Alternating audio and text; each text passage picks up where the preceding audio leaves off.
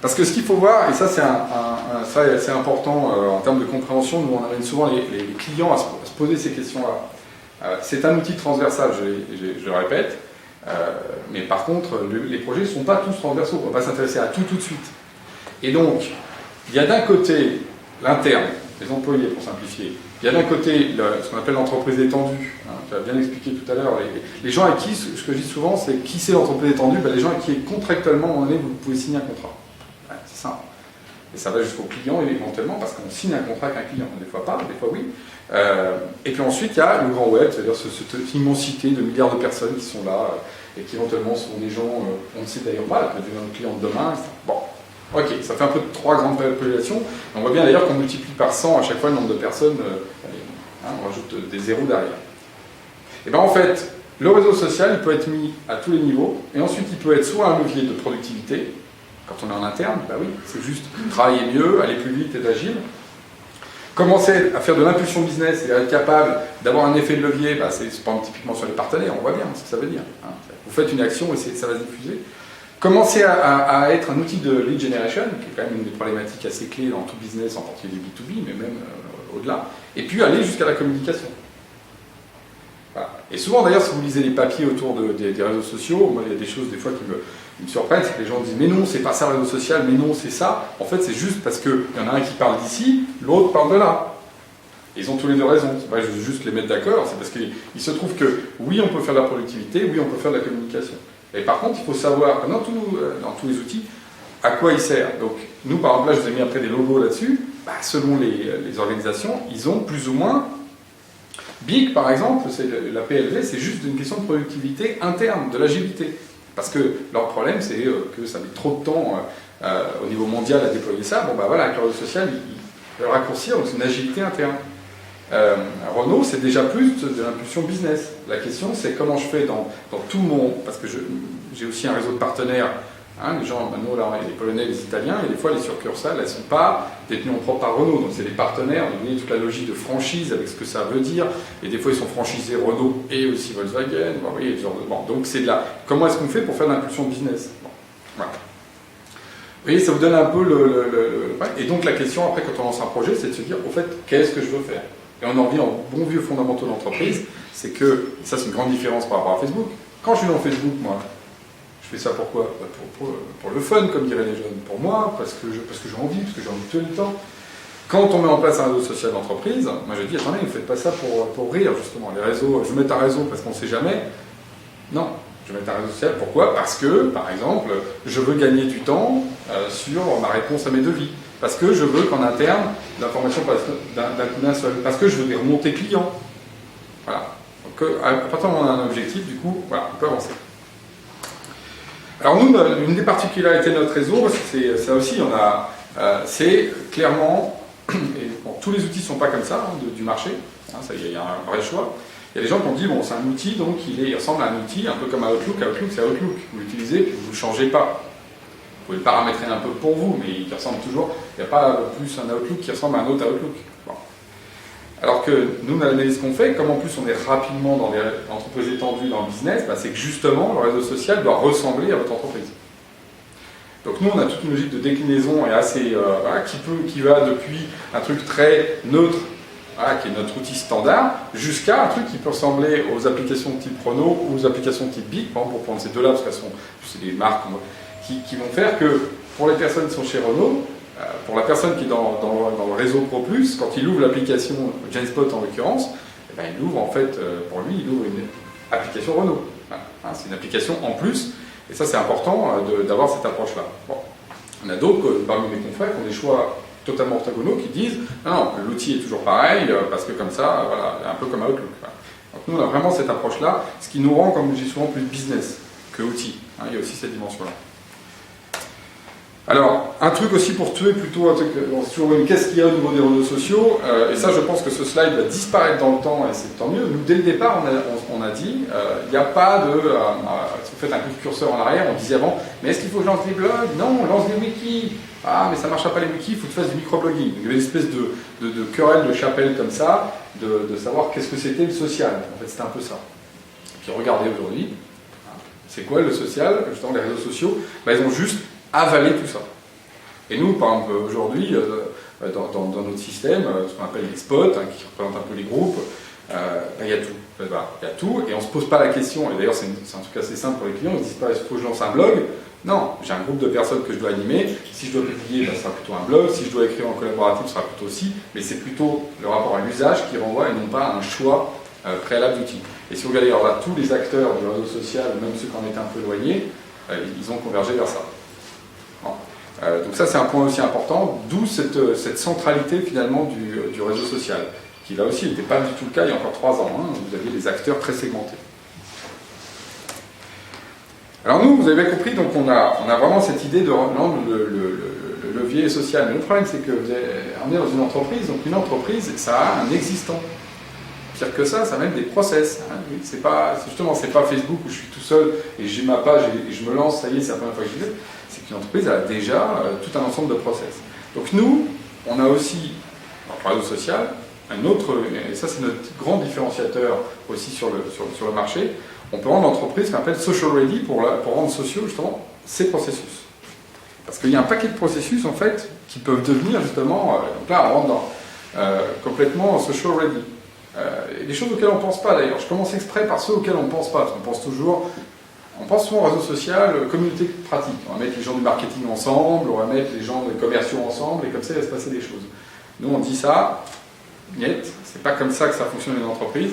Une entreprise, c'est à un moment donné des process transversaux dans lesquels il va y avoir un client avec un commercial qui va bosser avec un mec support, qui éventuellement va demander un truc au mec marketing, qui éventuellement va faire appel aux professional services. Donc c'est plutôt des process dans lesquels il y aura des gens différents qu'il faut faire travailler ensemble, et non pas des silos comme ça de moutons qui se ressemblent, parce que ça, ces communautés de pratique, comme on dit, généralement, elles n'ont pas grand-chose à se dire finalement, hein, paradoxalement. Et si vous le prenez à travers le process, alors là pour le coup, là vous avez votre business. Et même pour des endroits, encore une fois, et c'est là où dans la finance, la finance, le réseau social, quand même, on est loin. Quand vous faites de la consolidation budgétaire, par exemple, avec plein de boîtes, bah oui, il faut que les financiers entre eux, mais surtout demander aux opérationnels, t'en es où sur le backlog, où est-ce que t'en es sur le bilan, quand est-ce que tu l'as fini. Donc, il y a une interaction forte. Si vous allez sur la vente, bah oui, un réseau de vente, un réseau de franchise, c'est clair. Le directeur régional avec son franchisé, le franchisé lui-même avec les vendeurs terrain. Donc on voit bien que là, on mixe des gens différents, mais à travers une seule truc. Hein. C'est la consolidation, l'autre, ça va être le chiffre d'affaires. Pour la R&D, ça va être sur l'innovation. Et quand on prend le problème à travers les processus, tout d'un coup, le réseau social d'entreprise devient un vrai vecteur de productivité. Je sais que nous, ça c'est un des points auxquels on a fait une méthodologique, et alors, si vous regardez le marché, d'ailleurs, il est en train d'aller vers ça. On laisse de côté les projets un petit peu juste en réseau social, parce que c'est bien d'en mettre en place, pour aller vers, j'ai un réseau social qui va m'irriguer mon process. C'est là où vous arrivez au problème de dire, bah oui, mais sauf que si je prends la finance, où il y a déjà un ERP en place, où il y a déjà un système de gestion en place. Donc comment on fait pour coupler les deux? C'est là où on a notre fameuse offre Social Ready, qui va dire la chose suivante. Vous avez dans l'entreprise, ça c'est le slide le plus compliqué de la présentation.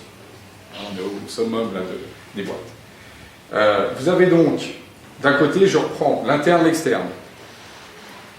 Vous avez donc en interne, vous avez l'intranet, des fois vous avez l'ERP pour les rendre compte. Alors des fois tout ça, ça peut être des petites choses, ça peut être de l'Excel, hein, on n'est pas obligé d'être dans le banc. Vous avez du site web. Ben nous on va dire voilà, vous avez Genspot Pro qui est justement ce qui nous permet de faire une interaction externe, et puis on va vous apporter avec Social Ready la capacité de se connecter avec les systèmes internes. Et de faire en sorte qu'à un moment donné, on va pouvoir socialiser aussi vos applications, et pas juste le réseau social d'un côté, vos applications de l'autre. Bon. Et ça veut dire quoi? Ça veut dire que bah, justement, on va mapper d'un côté les systèmes d'application avec le réseau social. Alors, concrètement, ça veut dire qu'il y a deux choses qu'on fait, et ça c'est un point justement qui est un point d'inflexion aussi des systèmes d'information. Dans les années 2000, on fabriquait des portails. Donc on faisait quoi? On prenait les applications, on les mettait les unes à côté des autres. Toc, toc, toc, toc, comme ça, dans une petite boîte. Et comme ça, on disait, bah voilà, tu dois travailler sur l'ERP d'un côté et d'un autre côté l'outil de gestion et puis de production. Bah voilà, tu as 3 boîtes. Et puis on t'en rajoute une autre pour avoir accès aux fichiers partagés. Et voilà, c'est le bonheur, monsieur l'employé, je t'ai servi un magnifique système d'accès, magnifique. Aujourd'hui, par rapport à ce que je vous ai dit, l'approche est de dire, on va plutôt ce qu'on appelle socialiser les applications. C'est-à-dire qu'on va avoir une entrée qui est non plus par boîte en fonction de là où on doit aller, mais surtout on va avoir une entrée par des événements qui sont faits. Et que si par exemple, dans le cas que j'ai donné tout à l'heure, il y a une application pour faire des devis, pour prendre cet exemple-là, et bien du coup on va tout simplement avoir dans le réseau social, si on plug l'aspect Social Ready sur l'application de gestion de devis, le fait qu'à un moment donné, Monsieur Dupont a généré un devis pour le client Z. Et qu'est-ce qu'on peut faire? On peut cliquer sur Monsieur Dupont, on a sur son profil social. On peut cliquer sur le devis, on va sur l'application de devis. Et si on a pour le client Z, on clique sur le client Z et on arrive sur l'application de CRM avec le client. Et là, vous voyez tout d'un coup comment le système d'information peut devenir, avoir une autre vision, qui est d'ailleurs très temps réel, et dans lequel les personnes vont être au courant de ce qui se passe en fonction d'ailleurs de leur droit d'accès. Voilà. Et ce qui fait que les gens deviennent aware de ce qui se passe dans l'entreprise et non pas, comme c'est aujourd'hui, dans des silos. Voilà. Et le réseau social appliqué en fait à cette dimension d'entreprise change tout en termes de productivité. Parce que du coup, c'est-à-dire que quand moi je vois ce devis, alors je le vois passer, si je me dis mais non, mais il avait demandé ça, je tac tout de suite là dans le rôle, je vais dire hey, mais est-ce que vous avez pensé à tac et enter?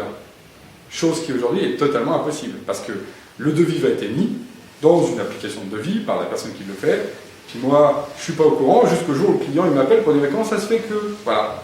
Et donc problème de réactivité, problème de. Voilà, et donc dans l'entreprise d'incompréhension, etc. La socialisation des applications, c'est vraiment cette idée. Et ça, là-dessus, je vais profiter ici de vous faire cette vision-là. On n'en est qu'au tout début. Aujourd'hui, on voit le réseau social, déjà, on se dit, oh là là, est-ce que ça rentre dans l'entreprise? Je pense que vous avez fait la démonstration que c'est le cas. Puis, enfin, je pense que même les comptes qui sont en train de s'y mettre, ça, pour le coup, il n'y a plus de discussion, y compris les gros mammouths, là, Microsoft et IBM. Et quand ils y vont, généralement, c'est jamais pour rire, sur ce genre de segment. Mais au-delà de ça, il y a un autre élément, c'est que finalement, la socialisation de tous les processus métiers, pour moi, c'est à peu près du même ordre de changement de paradigme qu'effectivement ont été à un moment donné les ERP dans les entreprises. Où là, on a dit on met tout dans les cases, voilà, maintenant, ça veut dire qu'il va falloir tout resocialiser. Et ça veut dire quoi simplement? Ça veut juste dire que là, on arrive en 2010 au maximum de ce qu'on a pu faire en organisation de type un peu structurel, de processus, et qu'il faut passer à une autre étape de la vie des entreprises qui remet l'humain effectivement au cœur. Et encore une fois, pas juste parce que c'est bien de mettre l'humain au cœur. Je ne suis pas un doux naïf qui me dit « Oh, les entreprises veulent mettre l'humain, c'est le bonheur ». Non, c'est juste parce que c'est là où il y a encore des gains de productivité à faire. D'intelligence, justement, locale. Parce que le réseau social, avec ce que je vous ai montré, recrée d'intelligence locale. Là, aujourd'hui, on en a perdu avec les ERP. Les ERP nous ont amené de la garantie, mais par contre, ils nous ont enlevé de l'intelligence locale. Ça fait qu'on ne voit pas ce que fait l'autre d'à côté, et donc du coup, on ne peut pas, à un moment donné, interagir de manière intelligente. Voilà ce que amène le réseau social. Et vous avez bien vu, en complément, pas en remplacement. Et donc nous, on a déjà plein de modules Social Ready qu'on a mis en place, plutôt venant de manière très générique. Et là, petit à petit, on est en train d'en sortir aussi sur l'aspect plutôt métier, sur les différents métiers qui existent, pour pouvoir justement socialiser les applications. Voilà. Vous voyez un peu notre vision sur le marché, qui on est, et puis justement ce devenir à travers Social Ready qui fait qu'effectivement tous les secteurs à un moment donné vont se socialiser. Je ne sais pas si c'est pour annoncer la fin, mais moi j'en ai fini. Voilà. Merci. Voilà.